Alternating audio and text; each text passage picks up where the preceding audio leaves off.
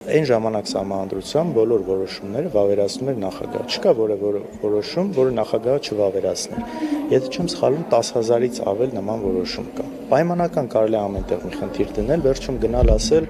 այն դեպքում էլ ոնց էին գրել, անձամբ վավերացրել։ Ուրիշ ձև չկա, չանձամբ վավերացները կլիներ խնդիր, եթե անձամբ չաներ։ Ու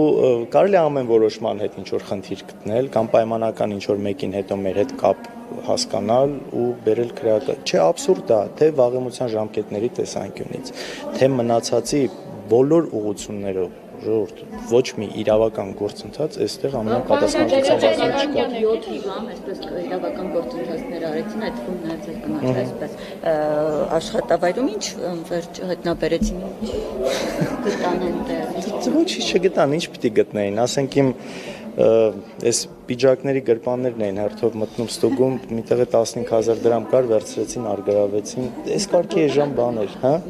15,000 դրամ ասենք հատուկ ծրարի մեջ այսպես կնիքով բան, չէ ինչ գտնում էին, ասենք արտերկրից մնացած կարող են Դուբայից մի չգիտեմ 50 կամ 100 դրհամ որ մնում ա, տենց ուղղակի տանն ա մնում, այսպես վերցնում, աբսուրդ է։ Քիչ առաջ իշխանական падգամավորն էր Ճեպազից տարից եւ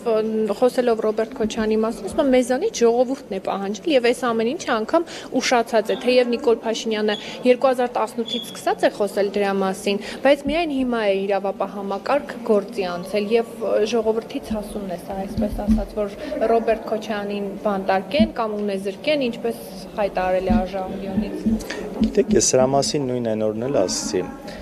Ես իսկապես հավատում եմ, որ ժողովրդի մի մաս այդ պահանջը կարա ունենա, ու նաև այդ պահանջը ունի